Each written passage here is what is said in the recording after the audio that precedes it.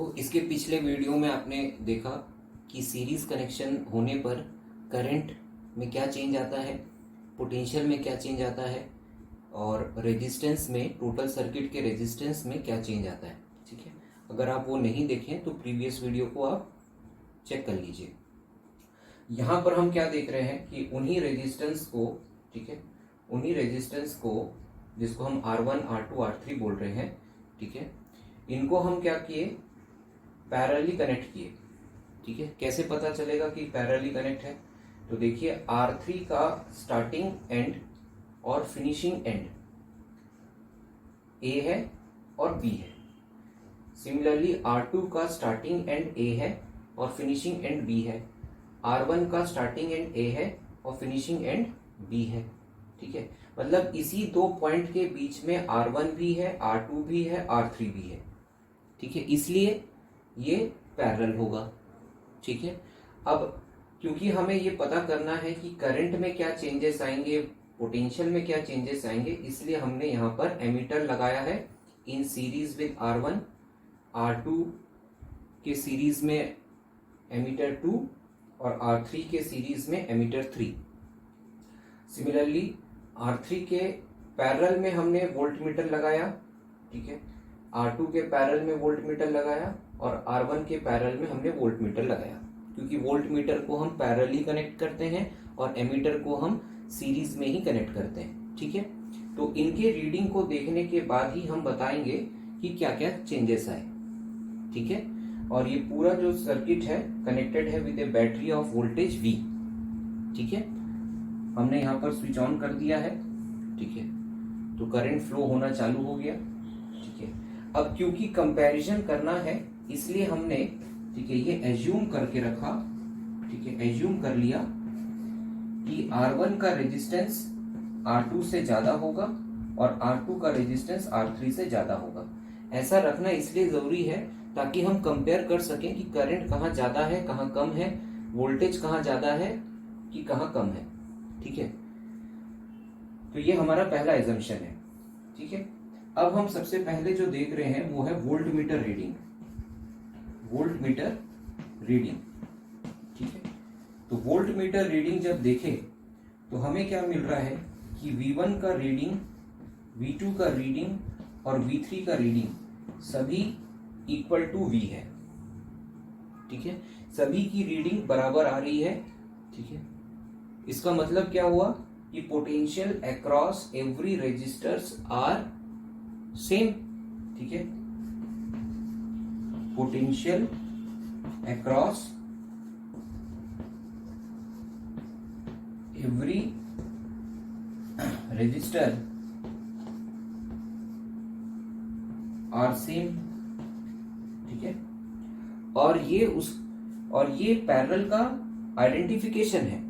ठीक है, ऐसा सिर्फ पैरेलल में ही होता है। ठीक है, तो ये हमारा पहला ऑब्जर्वेशन है। ठीक है, कि सभी रेजिस्टर्स के अक्रॉस जो पोटेंशियल होगा वो सेम ही होगा और कितना होगा, जितना बैटरी का होगा। ठीक है, अब एमीटर की रीडिंग जब हम देखें तो हमें क्या मिला कि A1 is less than A2 is less than A3। ठीक है, मतलब A3 की रीडिंग सबसे ज्यादा है और A2 की रीडिंग उससे कम है और A1 की रीडिंग सबसे कम है। ठीक है, तो I3 क्या है? I3 is the current flowing from R3। I2 क्या है? Current flowing from R2। I1 क्या है? Current flowing from R1। ठीक है, तो अब यहां पर हमको कुछ डिफरेंस दिख रहा है। ठीक है, कि जहां पर रेजिस्टेंस सबसे ज्यादा था, ठीक है, R1 का रेजिस्टेंस हमने सबसे ज्यादा रखा था, वहां पर करंट की वैल्यू सबसे कम आ रही है।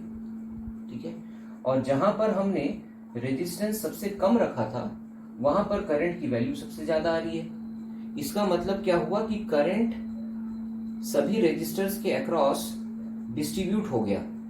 ठीक है, डिफरेंट हो गया, अलग अलग हो गया। ठीक है, तो जो करंट है distributes according to their resistance, according to their resistance। ठीक है, जैसे जैसा रेजिस्टेंस था वैसा वैसा करंट डिस्ट्रीब्यूट हो गया। जिसका रेजिस्टेंस ज्यादा था वहां पर करंट कम गया, और जहां पर रेजिस्टेंस सबसे कम था वहां पर करंट सबसे ज्यादा गया। तो यहां तक तो हमने ऑब्जर्व कर लिया। ठीक है, ये हमारी रीडिंग आ गई। ठीक है, वोल्ट मीटर की रीडिंग हमने देख लिया, एमीटर की रीडिंग हमने देख लिया। अब हमें ये पता करना है कि ऐसा क्यों हो रहा है। ठीक है, ऐसा क्यों हो रहा है कि कहीं पर ज्यादा करंट है और कहीं पर कम करंट है। ठीक है, तो इसको हम लोग अभी देखते हैं। तो यहाँ पहले हम देखते हैं कि वोल्ट मीटर की रीडिंग सबकी सेम क्यों आ रही है। ठीक है, तो इसके लिए हम यहाँ पर आपको एक नया वर्ड बताते हैं, पोटेंशियल ड्रॉप। ठीक है, या पोटेंशियल ड्रॉप बोलो या पोटेंशियल डिफरेंस बोलो। ठीक है, दोनों बातें एक ही है, या energy spend by the battery बोलो। ठीक है, ये तीनों का मतलब एक ही होगा। ठीक है, पोटेंशियल ड्रॉप, ठीक है, पोटेंशियल डिफरेंस, ठीक है, या फिर इसको आप energy spend by the battery और सेल। ठीक है, तो आप जब अभी समझेंगे तो इसके पॉइंट ऑफ व्यू से समझेंगे कि एनर्जी पॉइंट ऑफ व्यू से आप इसको समझें तो ज्यादा आसान होगा। ठीक है, तो अगर इनकी वोल्ट मीटर रीडिंग सेम आ रही है, इसका मतलब क्या है कि R3 के अक्रॉस चार्जेस को पास कराने के लिए, ठीक है, R3 के अक्रॉस चार्जेस को पास कराने के लिए बैटरी को उतना ही एनर्जी लग रहा है जितना R2 के अक्रॉस पास कराने में लगेगा, जितना R1 के अक्रॉस पास कराने में लगेगा। मतलब बैटरी को उतना ही एनर्जी स्पेंड करना है सभी के अक्रॉस चार्जेस को पास कराने के लिए। ठीक है, आपको मालूम है एनर्जी, बैटरी का एनर्जी किस काम आता है। ठीक है, बैटरी का एनर्जी चार्जेस को मूव कराने के काम आता है। ठीक है, ये जो एनर्जी स्पेंड हो रहा है, बैटरी जो अपना एनर्जी खर्चा कर रहा है वो किस लिए कर रहा है। ठीक है, to move charges across resistor. ठीक है, यहीं पर तो उसकी एनर्जी लूज हो रही है। ठीक है, यही तो उसका काम है, बैटरी का तो यही काम है। ठीक है, to move charges across the resistors. ठीक है, तो यहाँ कहने का मतलब है कि यहाँ सेम आने का क्या रीजन है। रीजन ये है कि बैटरी को, ठीक है, सभी के अक्रॉस चार्जेस को पास कराने के लिए same amount of energy use करना पड़ रहा है। ठीक है, अब यहां पर बात यह है कि ऐसा क्यों।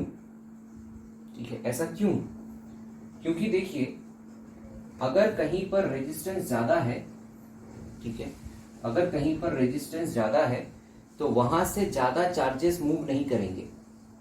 ठीक है, और अगर कहीं पर रेजिस्टेंस कम है तो वहां पर से ज्यादा चार्जेस पास करेंगे। ठीक है, एज ए ट्रैफिक आप इसको इमेजिन करिए कि आपके पास, ठीक है, ये तीन रास्ते हैं, ठीक है, जिनका स्टार्टिंग और एंडिंग पॉइंट सेम है। ठीक है, ये मान लो रेत है, ये ग्रेवल्स है, ठीक है, और ये आपका प्लेन रोड है। ठीक है,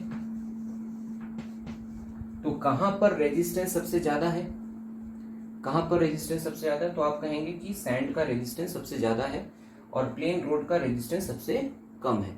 तो मान लीजिए कि यहाँ पर ट्रैफिक आ रहा है, गाड़ियों का ट्रैफिक आ रहा है। ठीक है, 6 गाड़ियां यहां से गई, ठीक है, आएंगी।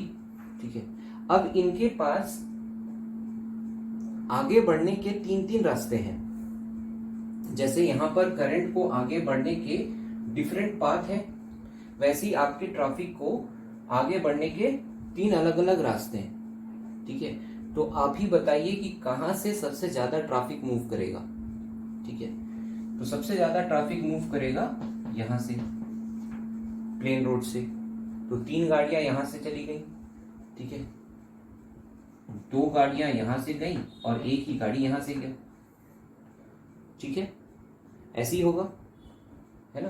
तो यहां पर अगर मैं ट्रैफिक के जगह बोल दूं कि ये इलेक्ट्रॉन्स हैं, ठीक है, और ये अलग अलग रेजिस्टेंस हैं, ठीक है, ये है R1, ये है R2, ये है R3, ठीक है। तो अभी क्या हो रहा है कि किसमें सबसे ज्यादा चार्जेस पास हुए, प्लेन रोड से, क्योंकि उसका रेजिस्टेंस कम था, इसलिए ज्यादा से ज्यादा चार्जेस वहीं से पास होना चाहेंगे, ठीक है।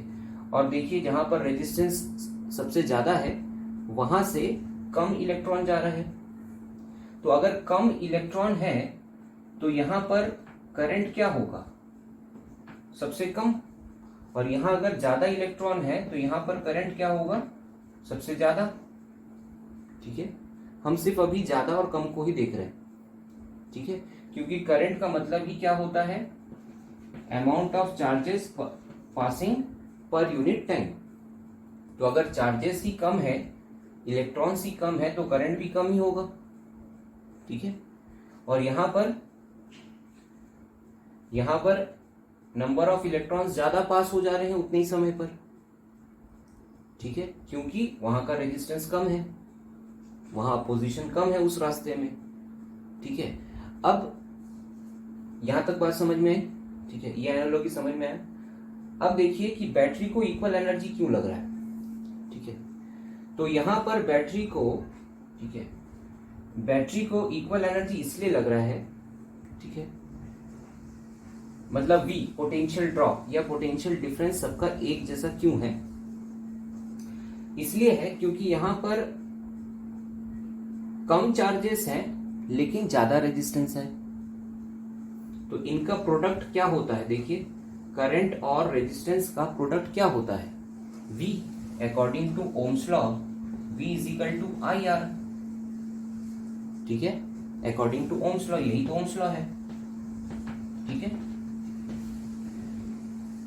तो आप इसको ऐसा सोचिए, ठीक है, यहां पर 1 × 6 कर रहा हूं मैं, ठीक है, 1 है उसका करंट और 6 है उसका रेजिस्टेंस, तो 1 × 6 कितना आया, 6 ही आया, प्रोडक्ट सेम आया, ठीक है। और अब थर्ड केस में देखिए, प्लेन रोड में जहां पर ज्यादा ट्रैफिक है, जहां से ज्यादा चार्जेस पास हो रहे हैं, ठीक है, वहां पर क्या हो रहा है कि करंट तो ज्यादा है लेकिन रेजिस्टेंस कम है।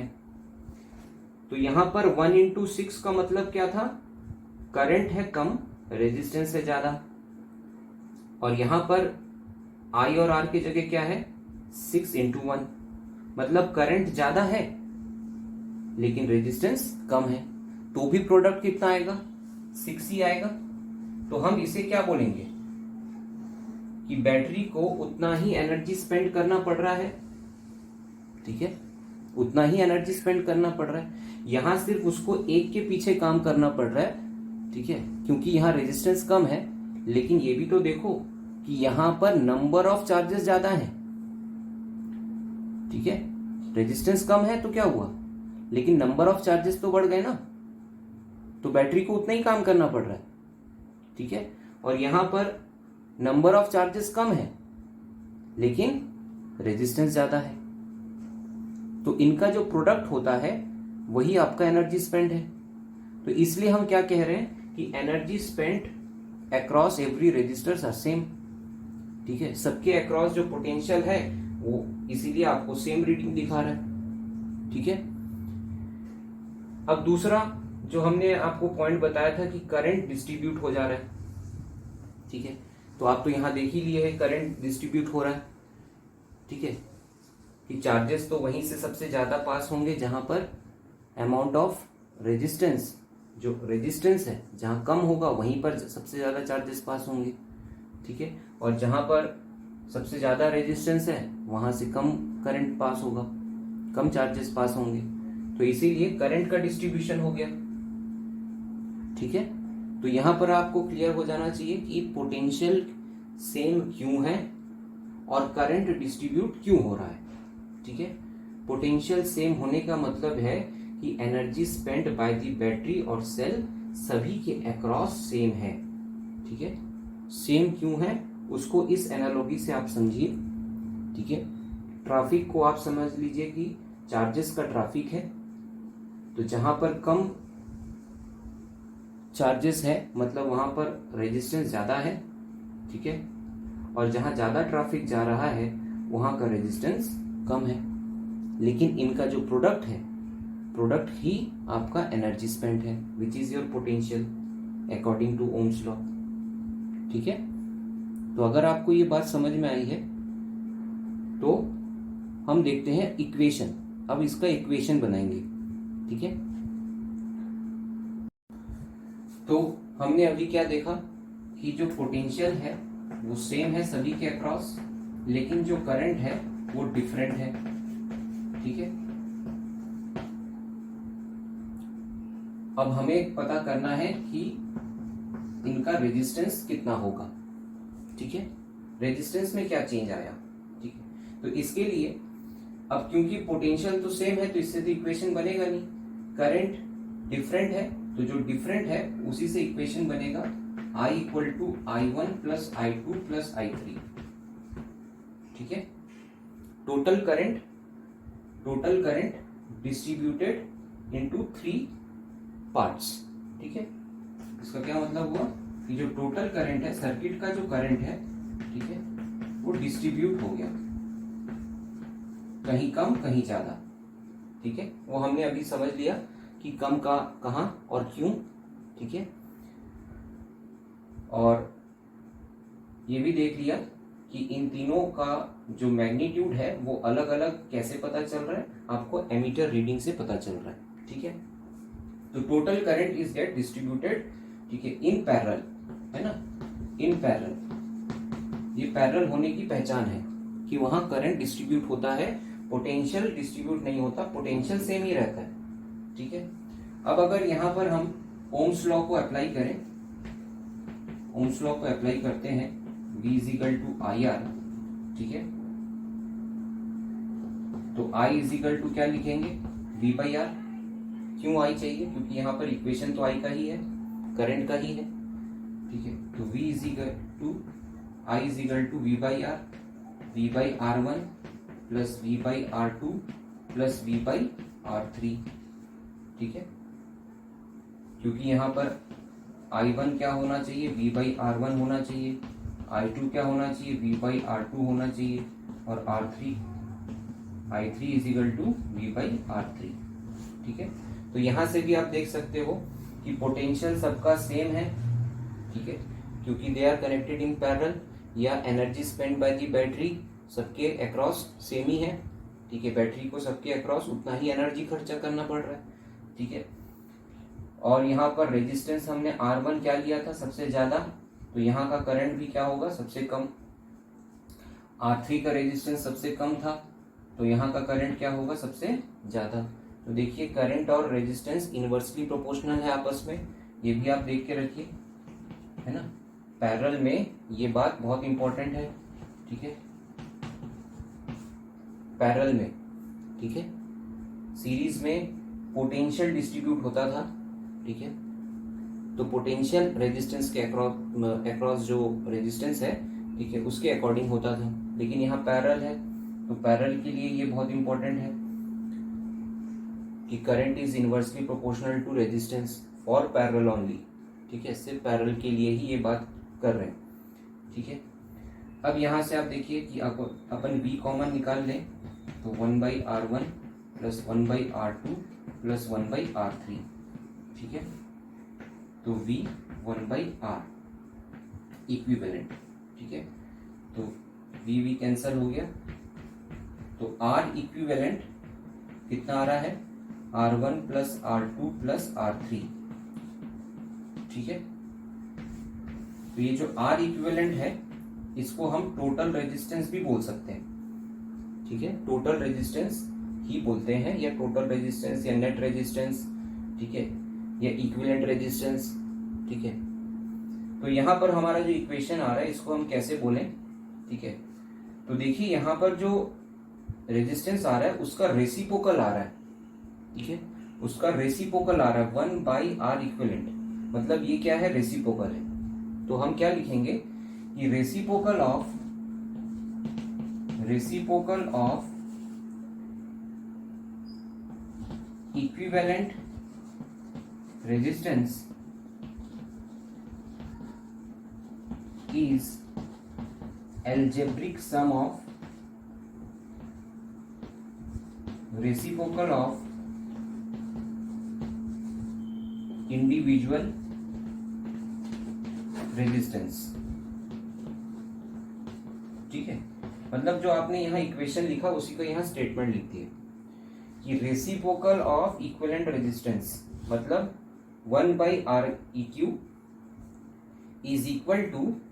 Is equal to algebraic sum. ठीक है, कैसा सम हो रहा है? एल्जेब्रिक सम किसका? रेसिप्रोकल का ही, इंडिविजुअल रेजिस्टेंस के रेसिप्रोकल का ही एल्जेब्रिक सम हो रहा है। ठीक है, तो 1/R1, 1/R2, 1/R3, तो 1/R1 जो बोल रहे हैं ये रेसिप्रोकल ऑफ R1 है, 1/R2 जो बोल रहे हैं ये रेसिप्रोकल है, 1/R3 जो है ये रेसिप्रोकल है। ठीक है, तो सभी इंडिविजुअल रेजिस्टेंस का जो रेसिप्रोकल है उनका सम करेंगे तो आपको इक्विवेलेंट रेजिस्टेंस का रेसिप्रोकल मिलेगा। ठीक है, तो इसको हम लोग देख लेते हैं। अब इससे तो हम लोग नहीं पता कर सकते कि रेजिस्टेंस बढ़ा है कि कम हुआ है, तो इसके लिए एक एग्जांपल हम देखें, है ना, उससे हमको समझ में आएगा कि रेजिस्टेंस बढ़ा कि कम हुआ। ठीक है, तो यहाँ पर हम लोग एक क्वेश्चन देखते हैं। ठीक है, यहाँ पर है 3 ओम, 2 ओम और 1 ओम। ठीक है, पैरेलली कनेक्टेड है। कैसे पहचाने? क्योंकि इनका स्टार्टिंग और फिनिशिंग एंड सेम है। ठीक है, इसलिए ये पैरेलली कनेक्टेड है। ठीक है, अब हमें यहाँ पर फाइंड करना है इक्विवेलेंट रेजिस्टेंस। ठीक है, तो हम सबसे पहले इनकी नेमिंग कर देते हैं। ये R1 है, ये R2 है, ये R3 है। ठीक है, और हमें क्या बताना है कि R1, R2, R3 are in parallel. ठीक है, कैसे कनेक्टेड है? पैरेलल कनेक्टेड है, इसलिए आप इक्विवेलेंट का जो फॉर्मूला यूज करेंगे वो उसका रेसिप्रोकल होगा। ठीक है, 1/R equivalent equal to R1 1/R2 plus 1/R3 algebraic sum of their reciprocal of individual resistance. ठीक है, तो यहाँ पर हम लोग इनकी वैल्यू पुट करते हैं 1/3, 1/2 प्लस 1/1। ठीक है, तो अगर आप इसको कैलकुलेट करेंगे, ठीक है, तो ये आपको आएगा 6/11। ठीक है, 6/11। लेकिन ये जो आंसर है बहुत ध्यान रखिए, इस पॉइंट पे आके बच्चे गलती करते हैं, वो ये लिख देते हैं कि R इक्विवेलेंट 6/11 है। नहीं, ये आपका रेसिप्रोकल आया है, तो कैलकुलेट करने के बाद आपको इसका रेसिप्रोकल करना पड़ेगा। ठीक है, देखिए ये जो आया है ये इसका रेसिप्रोकल आया है। ठीक है, अगर आपको इक्विवेलेंट फाइंड करना है तो आपको यहाँ पर 11/6 इसका रेसिप्रोकल करना पड़ेगा। ठीक है, तो ये बहुत इंपॉर्टेंट है, इसको याद रखिए, है ना। जब भी आंसर लाएं तो उसका रेसिप्रोकल कर दें। ठीक है, तब जाके आपका इक्विवेलेंट रेजिस्टेंस फाइंड होगा। ठीक है, तो ये अप्रोक्सीमेटली 0.666 होता है। ठीक है, इसको अपन 67 बोल देते हैं। ठीक है, दिस मच ओम। ठीक है, तो इक्विवेलेंट रेजिस्टेंस हमारा आ गया कितना? 0.67। अब यहाँ पर आप देखिए कि क्यों हम लोग ये क्वेश्चन में आए। ठीक है, इक्विवेलेंट रेजिस्टेंस 0.6 ओम आ रहा है।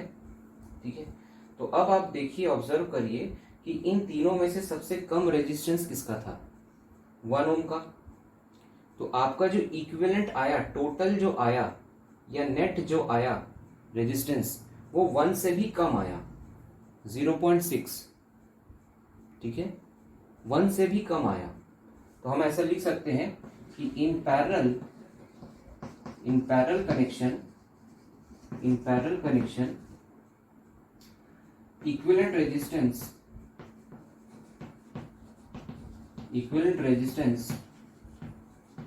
ठीक है is lower than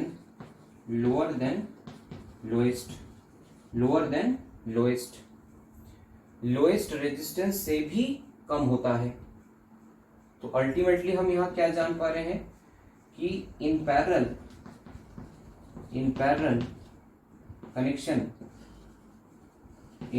connection resistance of circuit decreases. ठीक है, सर्किट का जो ओवरऑल रेजिस्टेंस है वो क्या होता है, पैरेलल कनेक्शन में कम हो जाता है।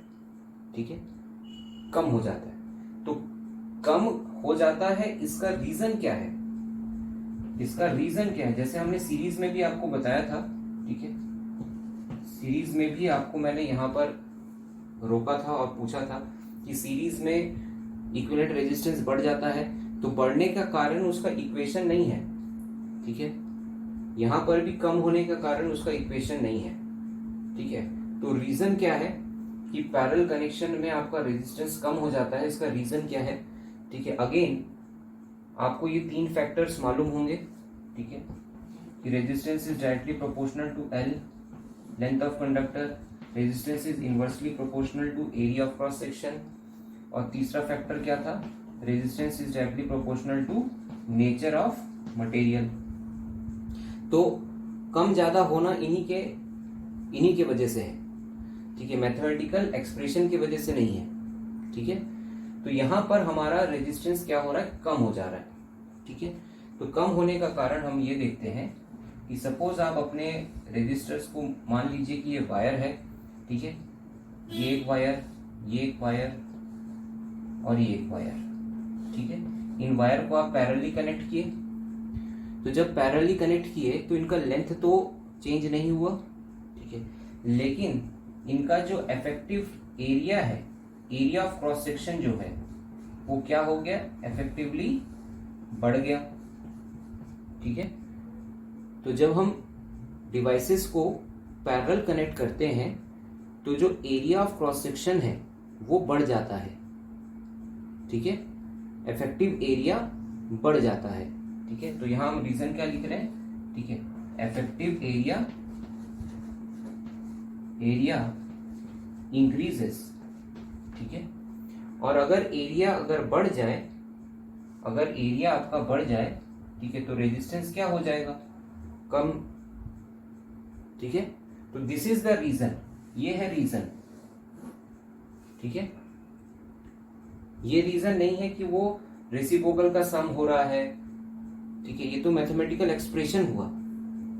ठीक है, फिजिकल रीजन क्या है? ये है फिजिकल रीजन। जब आप वायर 1 को, वायर 2 को, वायर 3 को या कोई भी रजिस्टर को, ठीक है, या कोई डिवाइस को जब आप पैरेलली कनेक्ट करते हैं, ठीक है, तो उनका जो इफेक्टिव एरिया है, थिकनेस जो है, सर्किट का जो थिकनेस है वो बढ़ जाता है, और सर्किट का थिकनेस बढ़ने के वजह से जो रेजिस्टेंस है वो कम हो जाता है। ठीक है, कितना कम हो जाता है, ठीक है, कितना रहता है, तो उसके लिए आपको ये फॉर्मूला है। ठीक है, कितना हो गया, लेकिन कम हुआ, कम होने का रीजन यही है। ठीक है, तो यहां तक आपको समझ में आया। अब इसके आगे देखते हैं।